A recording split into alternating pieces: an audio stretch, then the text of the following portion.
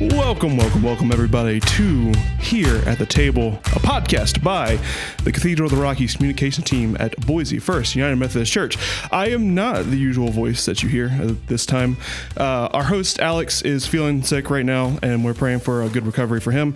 But for this episode, your boy, Brennan, the video guy, is filling in. I'm usually the editor, but now I have complete control. I've completely taken over the podcast.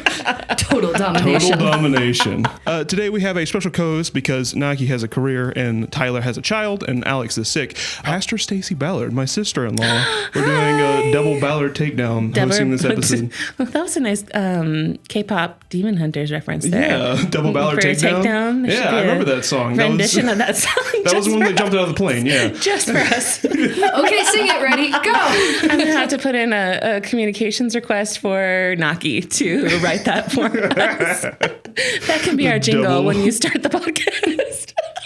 The double Ballard takedown.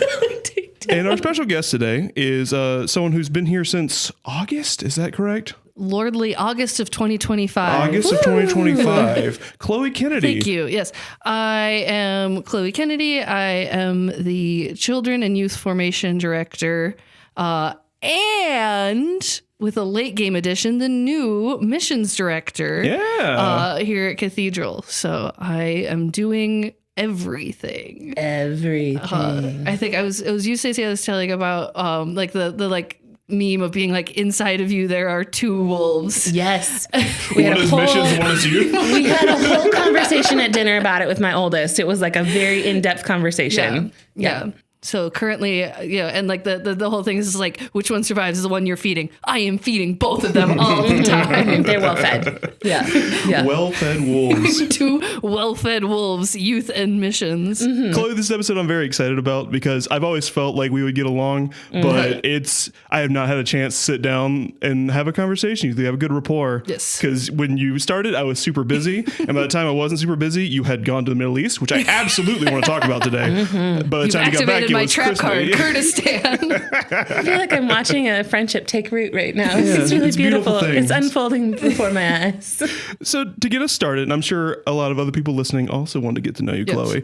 Would you tell us a little bit about yourself, maybe where you're from, what are the things that led you here? One of my favorite things about working with youth is like, we had a joke going for a long time where I'd be like, I have so much lore. Like, the older you get, just like the more lore you have. Accumulating lore. Yeah, I think Ashley was in the room at the time we were making that joke, and it was like, yeah, I'm 30 years old. Like, I have 30 years of lore.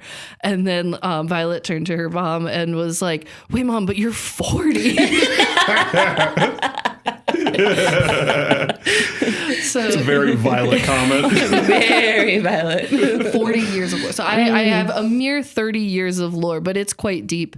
Yeah, so I'm originally from Minnesota, grew up 20 minutes south of the Twin Cities. Recently, being from Minnesota has usually it's like very different. Yeah, it has some different connotation. Like, yeah, I the past month or so. I went to school out of state, and everyone would be like, "Oh, it's one of my roommates in college was like," I was like, "Oh, I'm from Minnesota," and they're like, "Oh, I hear the mountains there are really great."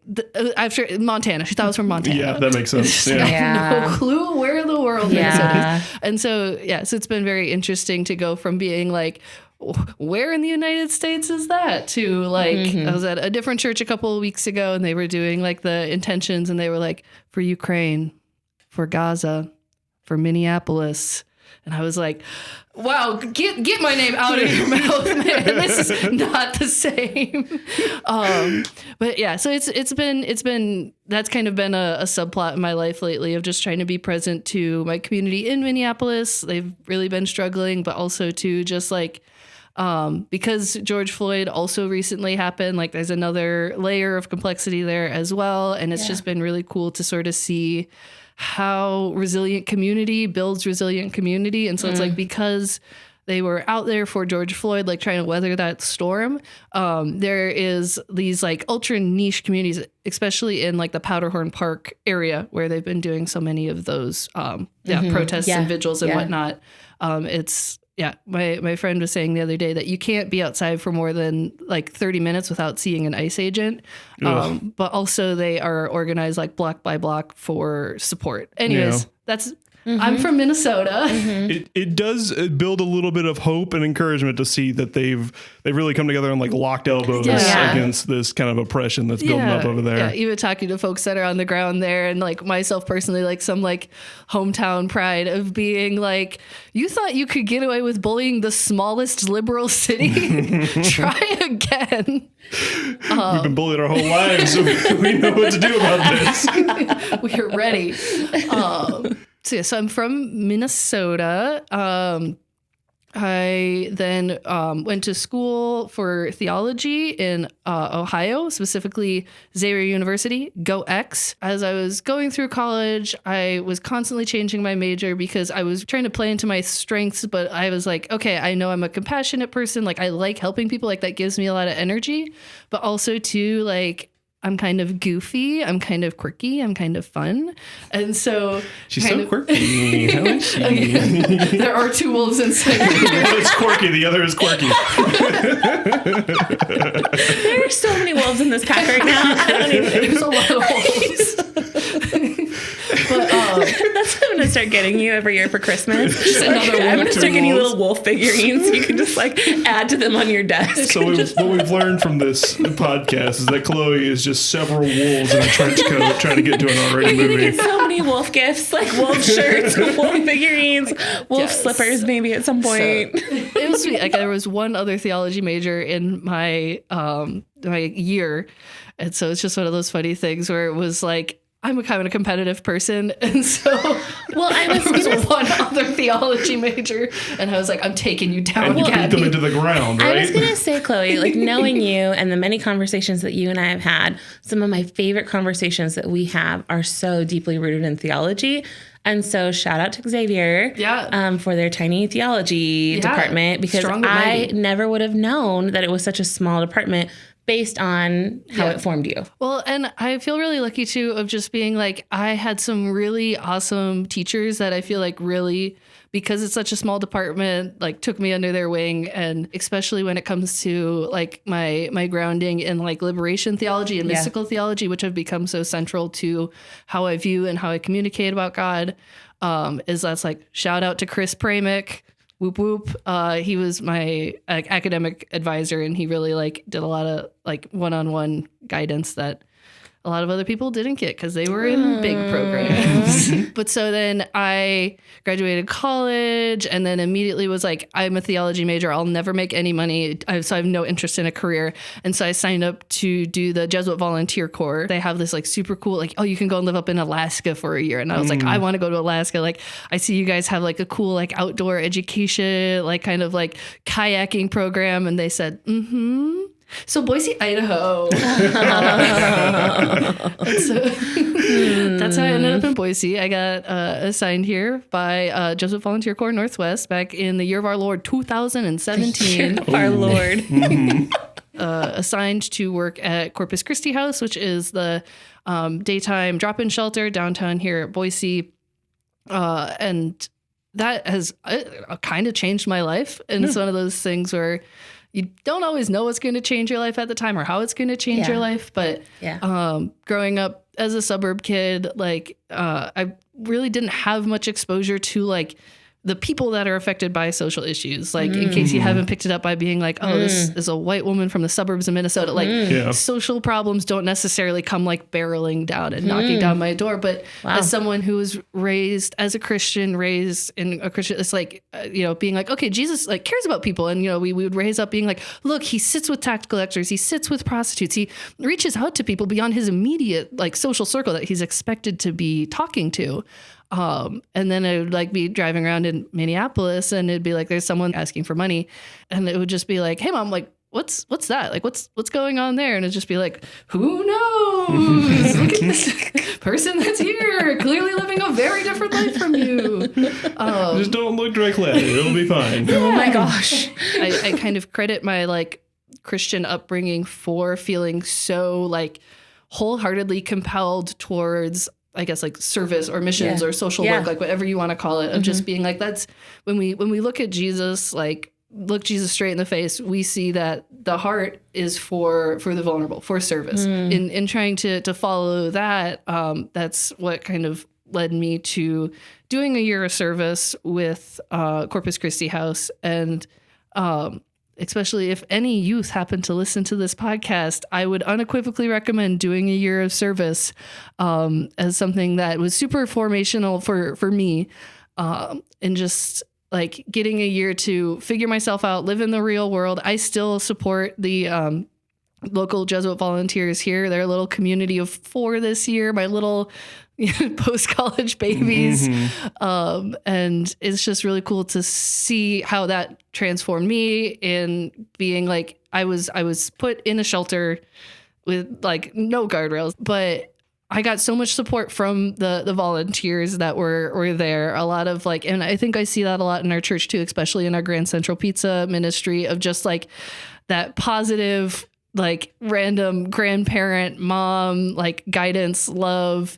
And it was one of those things where I came in being like, okay, like I'm going to give back to these people. Like my job is to work here and like sort mail and like be in charge of things.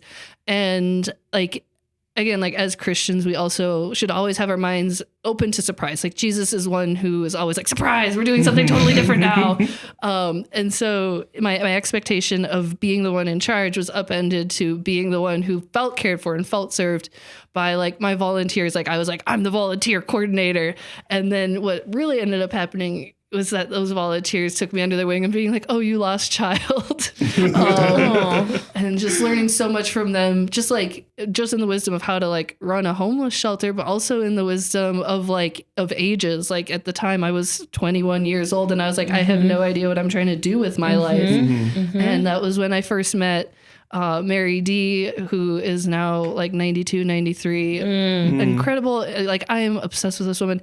I remember just talking to Mary D and being like, I just don't know what I'm doing. And she was like, yeah, I'm still trying to figure that out too. I don't know what I'm going to be when I grow up. And she still says that to me. I love her. I don't know her and I love her. And I think too of just like being exposed to a community that's other oriented, that's service oriented, changed how I thought I could live my life. Of just being like, oh, like I can really orient myself towards service, and like what does that look like and how does that change your heart? Was huge for me. And so after my year working at Corpus, I went and lived on a Catholic worker farm for just about over a year, which is like, this is not a 3-hour podcast, so we do not have time to cover the history of the Catholic worker. This is a Cliff Notes podcast, Chloe. Quickly go over the year of working at a farm. Okay, bullet points. This is where it's like you weren't ready for the lore.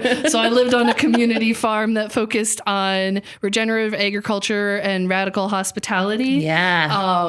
Being like, we would open up, we had a room set aside for people that were experiencing homelessness in rural areas. For me, it was really interesting to see the difference between what it looks like to do service, to do homeless care like in a city versus in rural areas, and just kind of being like, the need is there and the access to services is totally different. And that's one thing I think about a lot in Idaho that we see, of just being like, the services are in Boise, some of them are in Nampa, and then it's very much nowhere else. And then I went, we skipped this part earlier.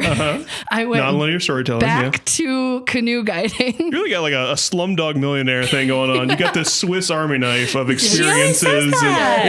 She always says that about herself. She's like, I'm a Swiss Army knife. And I'm like, it makes just sense. pick what you need. Whenever I have a project that needs done, I'm like, wait, Chloe, do you know how to do this? Because the odds are she probably does. I spent a year skydiving I know. In the sky. Like her first week on staff, she already fixed our inflatable Olaf costume and both of our trees. She was like, I'm just going to take these home and fix them. And I was like, you're going to what? Easy. Done. That's no problem. amazing. And they're great. They worked great this last year. Fantastic. So I did an additional year of canoe guiding, which is its own long story. And for those of you that are trying to keep track of the timeline, this is the end of 2019 and into 2020. What happened? What happened? I'm like charting a mental timeline right now. I got this very visual picture. I feel like this timeline is going to take a big flat line for a little bit here. So it's one of those things where it's like, this is not a 3-hour podcast, so we do not have time to get into the personal journey that was me like trying to pursue that dream and then ultimately like completely crashing out, like even independent, like it was going bad, and then 2020 happened. And so once again, back at the drawing table, and I was like, okay, what am I trying to do? What am I trying to, like, how am I gonna, get through to the next chapter? And that was when I was like, okay, I'm gonna try wilderness therapy. So that's what brought me out to Idaho the second time. And so I have the notorious award of being one of the very few people who's actually moved to Idaho twice, once on my own volition. I've heard that award is brown. It's a potato. Surprise! I got the potato award for moving here twice. As you should. Yes. And then to just speed along the story, I did 2 years of wilderness therapy. It was wild. I rubbed sticks together to start a fire. One of the nerves in my feet died. Cool. And I learned a lot about myself along the way. And then I did 2 years of case management. I went to Terry Riley and basically cashed in my corpus experience of being like, hey, I don't have a social work degree, but I know this population super well. Cashed that in for doing 2 years of supportive housing case management, nice. Which took my good baseline of services and added on systems of being like, how does Boise deal with low-income housing? After doing that for 2 years, my body was shutting down from chronic stress. It'll do that. Brings me to the current and hopefully long iteration of working at Cathedral versus the youth director, because that's what I went to college for, and then missions as something that I am really good at as long as it's in Boise, Idaho. After hearing that story, I don't think we could have had a better candidate. It is so true. And there's so many things, like she's saying that's not, and I speak as someone who works with you every day, there are so many things that have not even been shared that are like, oh my gosh. So when her resume came through, I was like, okay, I got to call her stat. So I called her. We had the best, from my perspective, we had the best conversation. It was one of those where it's like random phone call. And I was like, this is oddly moving. I know. I know. I talked to her for like 15, 20 minutes and I was like, okay, she needs to come in stat. Like all of us were like, okay, this is good. This is really good. Extended the job. And then after being here for 5 months, the missions director position opened and we were able to have some really good conversations about that. And there's things that, like I said, working with her every day that, I mean, not to like toot your horn a little bit, but I will. Chloe spends so much of her free time, her days off, serving the most vulnerable in our community. So not even like, so it's both professional and personal, and she teaches classes at the men's prison. She's always talking about her basket weaving. I love my basket weaving classes. Basket weaving. Yeah, Sister Girl. There's too much lore for this podcast. Sister Girl is truly a Swiss Army knife. And so when I found out she was interested in the missions position and we were able to talk about it more, I was like, oh my gosh, I can't imagine a better fit to this. She understands the system. She understands the structures. And I think too, one of the things for me was we started having that missions conversation kind of right after Night of the North Pole happened, which we had, like, that was kind of the first time I'd interacted with Cathedral youth in the context of service, of just being like, okay, we're going to have what we called our youth hype squad of volunteers that will just kind of add extra magic, and just kind of seeing how our Cathedral youth come alive when they serve. Oh my gosh. Yes. And just like, that was the most animated I'd seen. It was the best. It was so awesome. Yeah. And like, really, and the sort of how that grew its own internal community of just, and like we see that with in our adult ministries as well. Yeah. And so of just being like, when you work with people and you serve with people, it's just a good way to get to know them. Yeah. And so it was one of those for me where I that's kind of become my like rallying cry of like, our youth thrive when they serve. And then also too of being like, when we look at the missions of Cathedral, we are really concerned about our youth, not just like our in-church youth, but our local youth. Yeah. And so we're doing Grand Central Pizza, we're doing Brave Bags. We're always asking like, how can we do more for our youth? Like we see how much they're struggling. And I guess like what's been on my heart a lot recently has been, we recently lost a student at Boise High.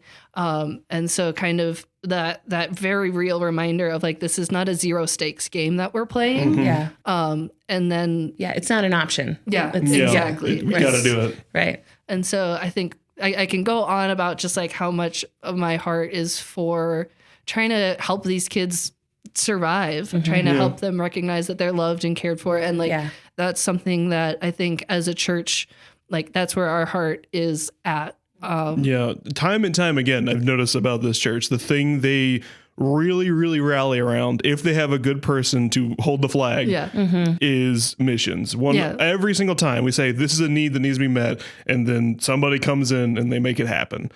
So I'm really excited for you to hold that flag, because you seem like you got a good direction for it. She's like waving that flag. Well, and I think too of like, I'll be standing at Friendship Feast and someone will come up and go, oh my gosh, that meal was delicious, thank you so much, this is incredible. Or someone will be like, thank you so much for that coat, thank you. And I am just sending emails at this. Like, I am not in the kitchen chopping vegetables. So it's like, I feel like I get so like our volunteers are incredible. We have a church that loves to help and serve. Like it does. I see people come alive. I see people build community around service. It's incredible. Yeah. And it's one of those things where it's like, I cannot pass forward all the things that I get just for, being the flag waver. I stand on the shoulders of giants, and they're all very sweet old folks. You are so sweet. Well, it's really powerful to be able to be the voice to represent that too, though. And to be able to, when people come to you and say, hey, great job, you can say, oh, let me tell you about this person. Debbie's doing incredible let me tell things. You about Kathy. Let me tell you about Dwight. Let me tell you about all these people who are changing our community. Yeah, who are doing it and doing it with such joy. Yeah. Is the thing, is they are bringing... they bring their whole heart to what they're doing. And I think when we talk about how we try and serve and show up for people, like we were trying to meet people's bodily needs, but we also look to Jesus and we say, it's more than just like, is there bread on the table? Is there also love and consideration? And like, it's very holistic. Can you see the person? Yeah. And I think that's kind of where we're trying to move in Cathedral. Like, okay, we know how to cook soup. Yes. Do we know how to then let the person we're serving know that like, I see the Christ in you? So I am very into this podcast, Turning to the Mystics. And one of the things that the host says, that which is inessential is always imposing itself. And that which is most essential never imposes itself. We have to keep up with our day-to-day tasks of like, okay, we got to check the kids in. We got to do this. We got to do that. We have to, make sure the soup's ready by noon, like all those things.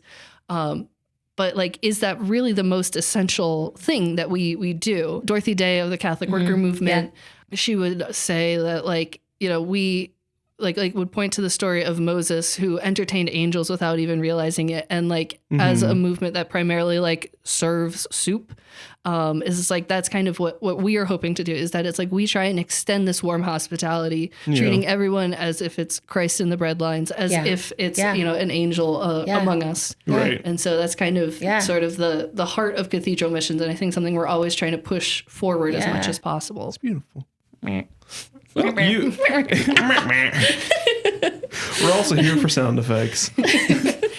Well, you did that whole story, the Slumdog Millionaire story, did answer a lot of my follow-up questions. But there is one that we kind of touched on, but I would love to extrapolate more on. Please. What was your experience with the church growing up? And you mentioned a couple Catholic organizations. Yes. Is that your background? Kind of. Oh, okay. I'm intrigued. Let's hear about this kind of. Tell us more. More. I grew up Catholic, and I would say very much so in the like culturally Catholic side of things. And I have such a heart for some parts of the Catholic Church. I feel that. I feel like everyone who grew up Catholic has that same and story. I think it's one of those things where it's like I have so many Catholic theologians that I look up to, and I definitely just like there's something about that aesthetic that's very like, oh yes. Yes.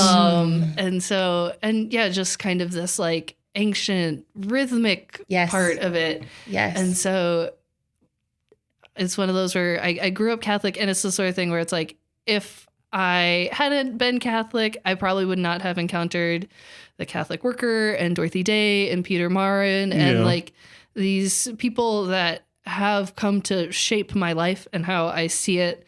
The Catholic worker is one of those things where, I mean, back in the 1930s, like we're looking at Great Depression, you get the great collision of minds between Dorothy Day, who's like the Martha, to Peter Marin, who's the Mary, of like Dorothy's out there doing things, writing papers, and Peter's just sitting there reading like every single possible philosophy ever. And the two of them sort of collide and create this movement that both that seeks to live out in kind of like this fundamental way, like what is the call of the Gospels, and really centered on these works of mercy of there's 7 of them. I'm going to stop at probably 3 or 4 because I can never remember them all. But like drink to the thirsty, food to the hungry, like visit the prisoner. It's the whole like sheep and goats separation. And kind of for me, like that was something that super clicked. Lore drop. I've read the Bible twice from a young age. Like I felt like this is very serious. Like I grew up going to church twice a week. Like and it was like very much like told to me like through school, like I'm going to Catholic school, of like this faith thing, this religion thing, this God thing's really important. And so I remember probably being in like 5th grade and like having a moment where I was like sitting down and I was like, am I serious about this? Is this really something that I, Chloe, am into? And I was like, yeah, no, I'm serious. Like this is real to me. Like, let's go. And I, even still to this day, a very classic Chloe things. It takes me a long time to make up my mind, but once I've made up my mind, like I am set. Like there's no changing. And so it was like, okay, yep, like this God thing is my thing. And so then I was very serious about like, okay, if I'm gonna know God, if I'm gonna know Jesus, I need to be praying, I need to be communicating, I need to be reading, I got to get all the information possible. Like if this is as important as we think it is, I'm going to treat it as important as we think it is. Ooh, sister girl, for those of you who know StrengthsFinders, belief is in her top 5. Say less.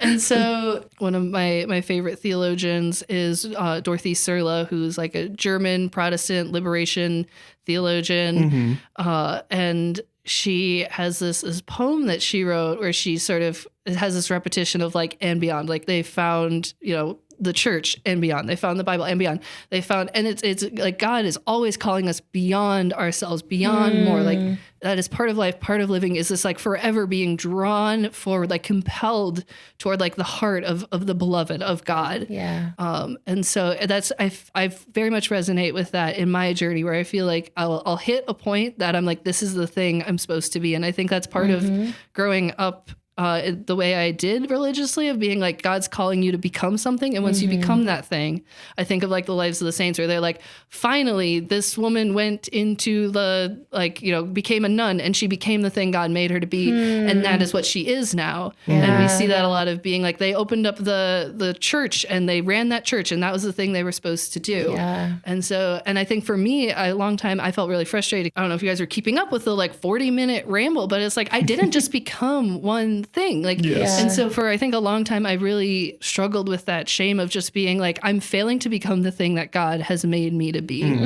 And I think I finally, in the past couple of years, have made peace with this becoming framework of like, we're always being called beyond what we currently are. And we're always being called to the adventure of faith, the adventure of God. And sort of like it's all about this unknown and this trust in God as we're called beyond what we know. In the words of Bob Goff, we're all rough drafts of the people we're becoming, Oh, that's good. So it's it's so true, you know, and not to interrupt you too much, Chloe, but so much of what you're saying too just really makes me think about our Methodist understanding of prevenient grace, that God is calling us before we even realize it. And so that it's very churchy language, that we try to use better words for, but even that process of sanctification of is that becoming who God has created us to be as believers, as followers of Christ. I remember being in college and I was taking a doctrine class and I was doing terribly at it. It's very abstract. I'm a very to-do list practical thing. So I was crashing out in doctrine.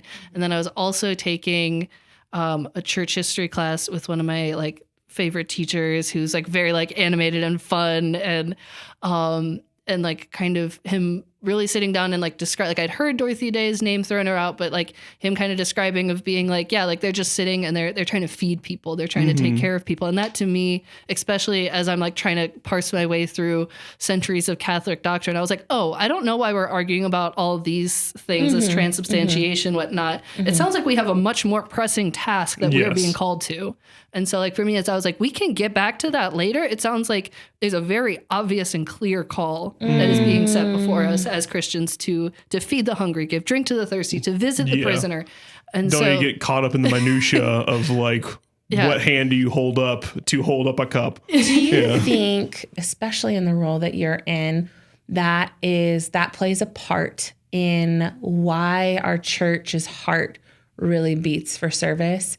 Like when you think about like you're talking about these other things that are like, really, like at the end of the day, what matters most? Our country has been going through so much for quite some time now. Yep. And when those things happen, it almost like crisis, right? Like crisis gives the opportunity to prioritize what's most essential. Yeah. And do you see that in our people? Yeah, I think it's one of those things where it's like we see ourselves struggling, we see our loved ones struggling, like, and we, being a downtown church, like we see folks out on the street, like homelessness is very visible in the sense that it's like, even though we're trying to like ban camping and like push it off to the side and whatnot, it's like we still see these folks walking around, we see them struggling. Right. And so it's one of those things where it's like we then turn to our faith to find answers to the struggle.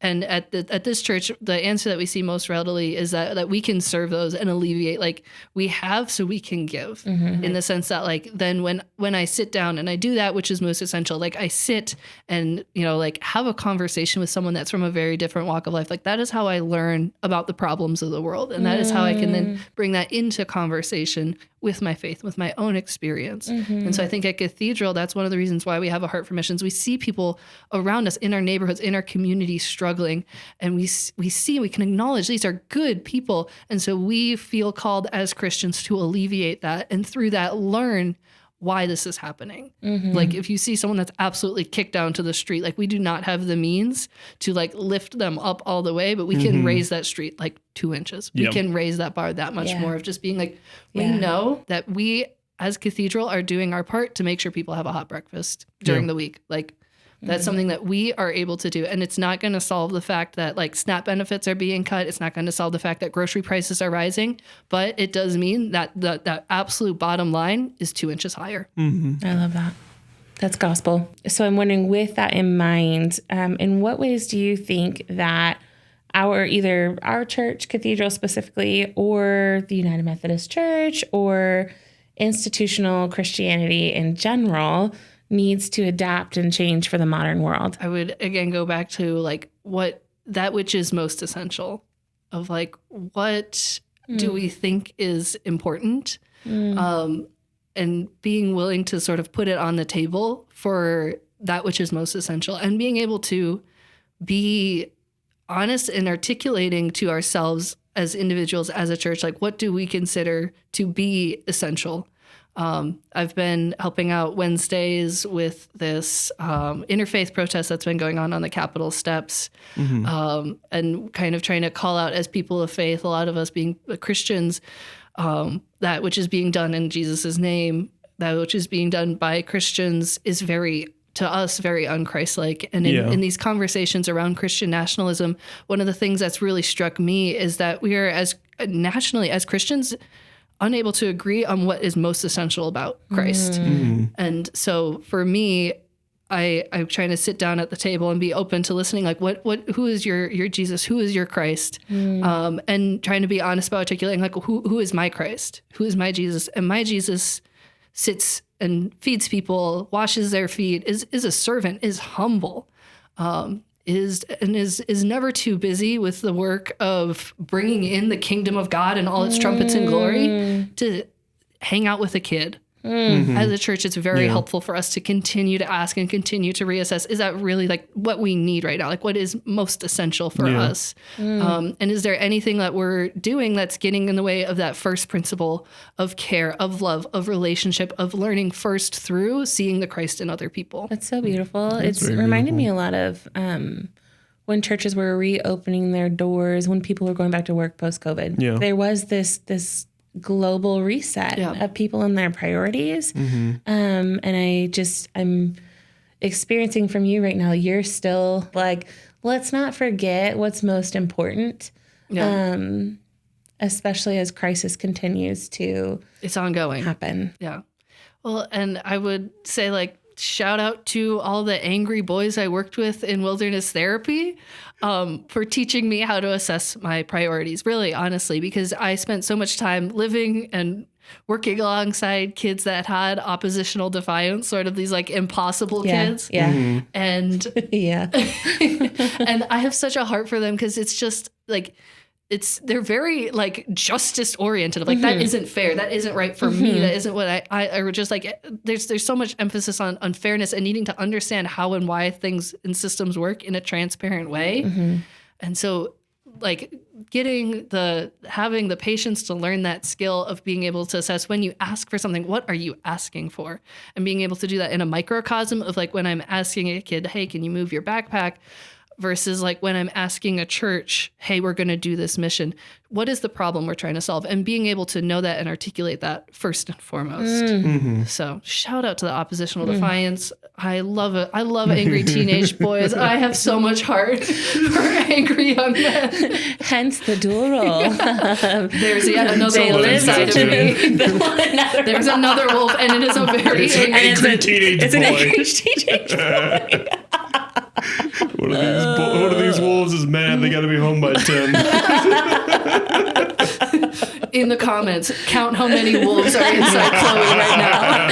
Can I ask a question that wasn't part of the ones that we sent, but I said I would get back to it and I didn't? Pop off, Queen. Yeah. How was your trip to the Middle East? What was that about? How does that play into this story? Chloe. Thank you for asking. I was previously attending Hyde Park Mennonite Fellowship, and the pastor there has been involved in this program, Community Peacemaker Teams, which will henceforth be referred to by its short name, CPT. Cool. But he was like, oh yeah, I've been involved in this thing for a while. I later learned that he's been involved since 2003, a significant year, because he went to Iraq in 2003. Oh. You know who else went to Iraq in 2003? The U.S. military. The U.S. military did their shock and awe campaign in 2000. And he was there on the ground during shock and awe. Again, very just like quiet, mild-mannered, like Mennonite pastor. Oh.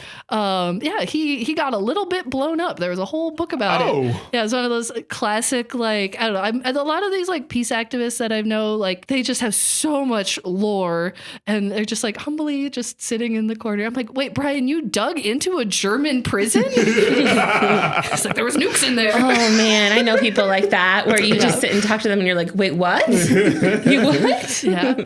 But so he invited me to go to Iraqi Kurdistan and sort of do this relational mission, talking to people who have been impacted by cross-border bombing from Turkey. Yes. And it's one of those things where, and it was really interesting for me of just being like, because I kind of have been vaguely involved in this like peacekeeping sort of community, I was like, oh yeah, it'd be cool to see what it's like to do international peace missions. Yeah. But I didn't know a lot specifically about Kurdistan, or specifically like Iraqi Kurdistan.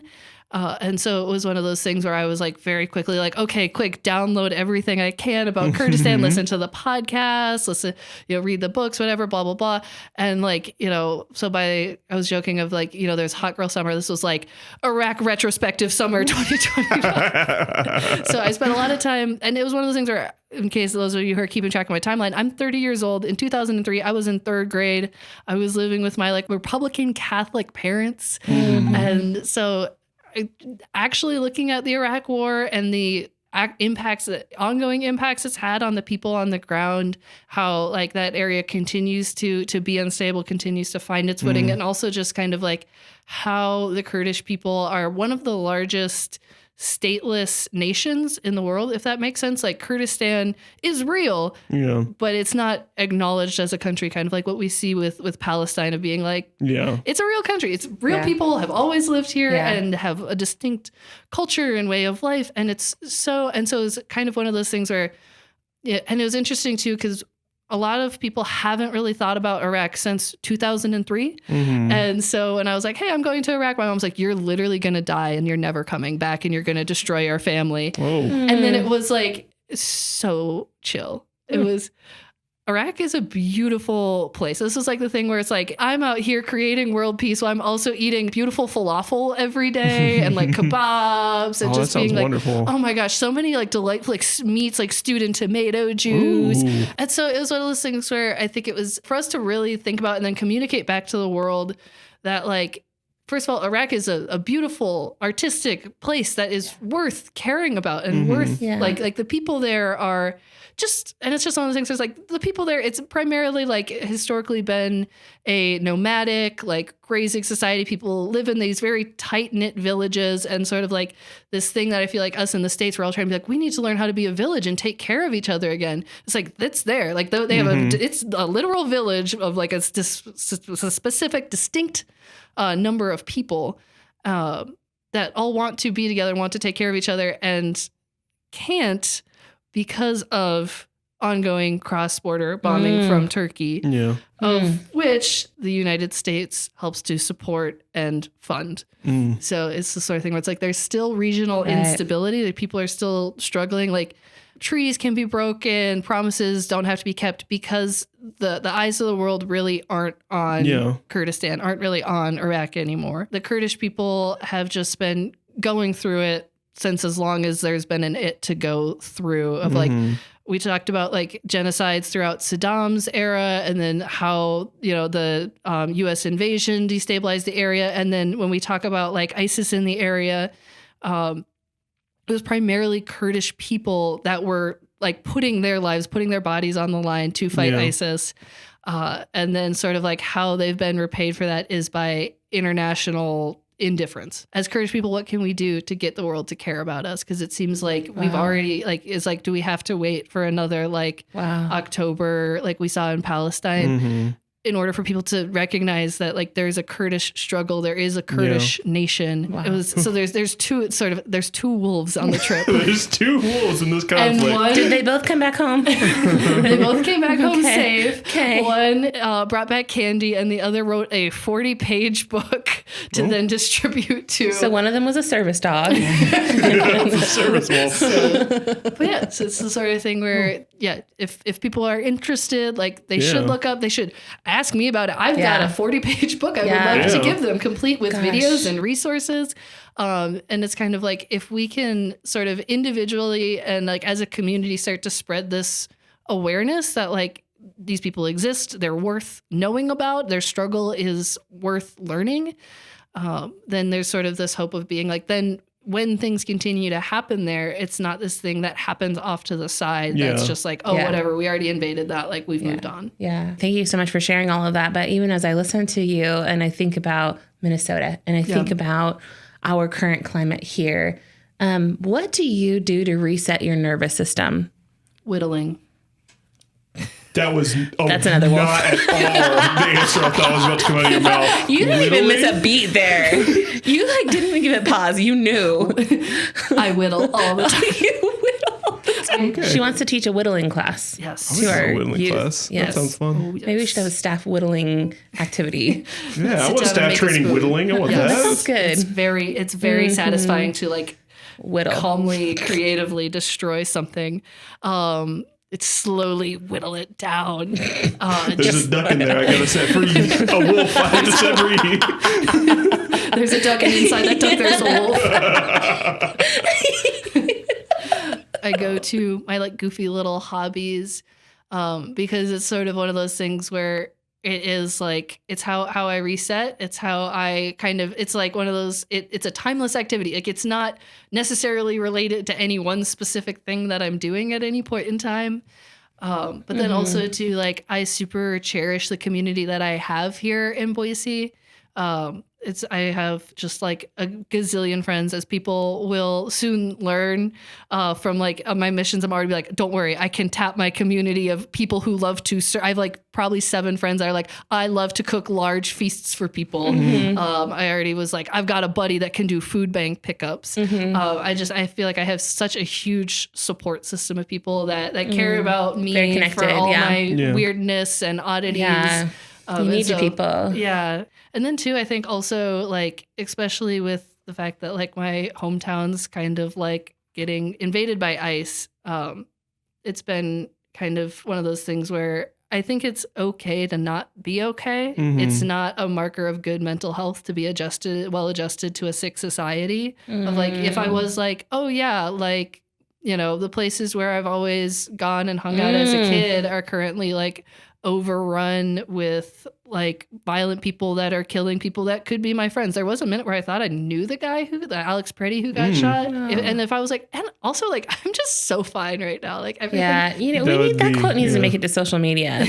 That's not a marker of good mental health to be well adjusted to a sick society. Yeah. Like that there is like mic drop. Okay. That needs to make its way out there. So I think it's one of those things where it's like, I've really been wrestling with recently is that I'm, along with being like, oh, like a quirky little guy that like I rolled up to church today looking like a pile of quilts. I was your pants are pretty nice. That, but I know they are made of quilt squares. You are a seamstress as well. I know that, but yes, you do have nice. I think I struggle with the two wolves of one being a pile of quilts and the other being very angry, very upset with the state of the world, very passionate. Yeah. Like I'm a very passionate person of just being like, when I'm in, I'm all in. Yeah. I feel things big and loud and angry. And I think a lot of times I try and dial that down to a more productive level of being like, okay, it's not always helpful to be yelling at people. And that's true. Like the part of me that, you know, mentored and guided angry young boys knows that it's not always helpful to be angry, but the part of me that lived with angry young boys knows there's a strength and a catharsis of owning how you're feeling right now. And like your anger is not poison. Yeah. Your anger is a tool and you get to choose how to use it. Yeah. And you have to choose how to use it before it overwhelms you. Yeah. And so it's one of those things where it's like, I know I'm angry and I should be angry. Like my hometown's in jeopardy right now. We don't know what's going to happen. Yeah. Don't know what's going to happen to my friends. I don't know what's going to happen to my family. Yeah. And that's okay for me to be upset about that. And perfectly reasonable. And like, and that is one of the reasons why I've been engaging in the Wednesday protests of just being like, because I need to put my anger somewhere. Yeah. And that it is a gift from God, like anything else, to be able to feel what you're going to feel and be given opportunities to do something about it. And what better time to become the director of missions and our youth director in a time that so many youth and families are facing crisis. Exactly. Those wolves got a lot of directions to go in. There's such a big wolf pack. My goodness. I'm so glad that you're here, Chloe. Like having you as a part of our community this last handful of months has been so rich and such a gift. And you always, without hesitation, show up with your full, authentic self. And I'm just very grateful for that, even if you are discerning, how do I channel my anger? You know, like you just show up exactly as you are, and I'm grateful for that. So to completely tonally shift everything, I'm going to participate in my favorite form of mental health care, which is distraction.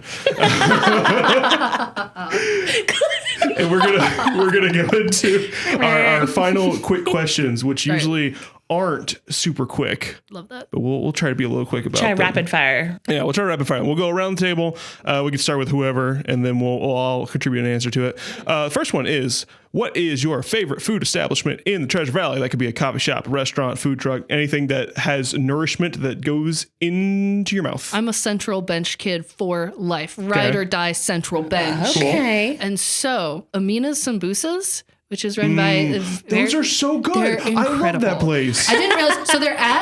So they are at the farmers market, and that was like one of the first things. Like when I moved to Boise, I would always I moved to Boise as a Joseph volunteer, had no money, but I was like, I can give my $5 for this absolutely delightful, like, it's so crispy on the outside and like savory, meaty. Like they do have a vegetarian option. And so it's the perfect. And then I realized they have a brick and mortar establishment that's like half a mile from my house. Yeah. And hot take, something you need to know, insider scoop. Okay. So bring your own banana. This is Wow, that's a little controversial. So, because I'll get they have like a rice and goat, and it's so, again, fantastic, salty, savory. And then the guys that work there, it's mostly, whenever I'm there, it's always Chubangu. Shout out to Chu. He was like, oh, you're going to need a banana to go with that. Like, it was like the inside thing of being like, whenever I eat it, I always have a banana with it. And I was like, oh, sure, I'll try that. They don't sell bananas. They don't sell bananas. But they recommend bananas as a side option. This is like the secret menu. Insider scoop. Yeah, so bring your own banana. You heard it here first from Chloe Kennedy. You take this like savory hot thing and you put it with like a sweet cold thing, and it literally hits every single note. Amina sambusas plus one banana. Okay. I will need to try that. All right. I used to live in that area, and I went to that gym that's across the parking lot from there, and that was a frequent post-gym snack, was Amina sambusas. I bet you didn't pack a banana, though. I didn't pack a banana. Important. I never thought to bring a banana. Because you didn't know Chloe yet. Instant besties. It's meant to be. Yep. Well, mine is not nearly as exciting as that. You might have noticed that Mobetta's opened along Broadway. Oh, yeah. And for my family that is often on the go with our 3 littles, they have a drive-thru. So if it's like, we don't have time to make dinner for tonight, I am hitting up that drive-thru, getting some Mobetta's, and that is dinner. They opened one in Nampa a couple months back where my neck of the woods, and that's a frequent dinner. So good. Our kids are like, this isn't real mac and cheese, and we're like, well, that's because it's not mac and cheese. You know, it's snack salad. Yeah. Anyway, how about you, Brennan? Mine is I'm going to recommend another place in Nampa. I haven't recommended this on any of the times I've been on the show thus far, so I thought people knew about it, but I talk about it and people don't know what I'm talking about. So it's called Old Country Sausage. Okay. It is a German deli in Nampa. It's right next to downtown. No, I don't think so. I think it's just the one shop, because it's one lady who's I'm pretty sure she's an immigrant into the United States. Okay. She opened up this German deli. It has sausages and hot dogs that are to die for. They're so delicious. You get their potato salad. Ooh. It is not what you think potato salad is. It is so savory and so potatoey and seasoned so well. Oh, it's so good. It is the best place. That is always the place I go to bring people. Like, you need an underground place in Nampa. There's only a few, and it's Old Country Sausage. That would be very Nampa if it actually had like an underground. That should be something that's like I wouldn't be surprised if there was like an under Nampa that was like full of mole people. Yeah. And they're only slightly more moley than the people that are actually in Nampa. And they have like hipster taco shops down there too. I thought this would be a fun one to ask because both of you have experience with youth and children. This is often a skill you need to have. And I also have my own propaganda to go with this question. But what is your go-to icebreaker question to ask people to quickly get to know them, and why? You go first. Okay. I'll leave with my propaganda then. Okay, here for it. My question is always, what is your pizza hot take? Ooh. Because everybody has an opinion on pizza. Even if they don't like pizza, that in of itself is a hot take, because who doesn't like pizza? But usually people will be like, I like pineapples. Like, oh yeah, you like pineapples. Tell me about the pineapples. What goes with the pineapples and the pizza? Is that how you start a conversation as an icebreaker? Sometimes, especially with youth. Like, they're very receptive to it. Yeah, youth are here for it. I would say for that, I have 2 very different takes. Of like, with like the best one, like by far, is just being like, what's something you're enjoying lately? Do I have news for you about the next question I'm going to ask? Especially with like kids, like the younger the better, of just being like, what do you like to watch or read or do? And then just like let them go, of just being like, let me tell you about what's happening on Bluey. And you're like, absolutely. You can find someone who has a current hyperfixation. Yes. Perfect. You can just let them run for 5 minutes. But also my other take, my like secret poll I've been doing is asking people who their favorite Lord of the Rings character is. Oh, okay. Because it's always, this is my like, tinfoil hat theory, is it's always Samwise or Aragorn, the like Frodo's little helper hobbit, based on Stacey's blank look, or like the returned king. Yes. No, it's Dobby. That's not Harry how Potter. Stacey. Oh wait, wrong thing. What are we talking about? I'm not cutting any of that out, Stacey. I want you to know that's gonna be recorded forever. I don't know what this we stuff is. Are you speaking French? Because it's not gonna be we. Please don't send me hate mail. I'm very tired right now. So it's not Dobby, but basically it's just like these are two very different characters in Lord of the Rings. Lord of the Rings. Not Harry Potter. Not Harry Potter. There are different fantasy series, Stacey. Frodo. Yep.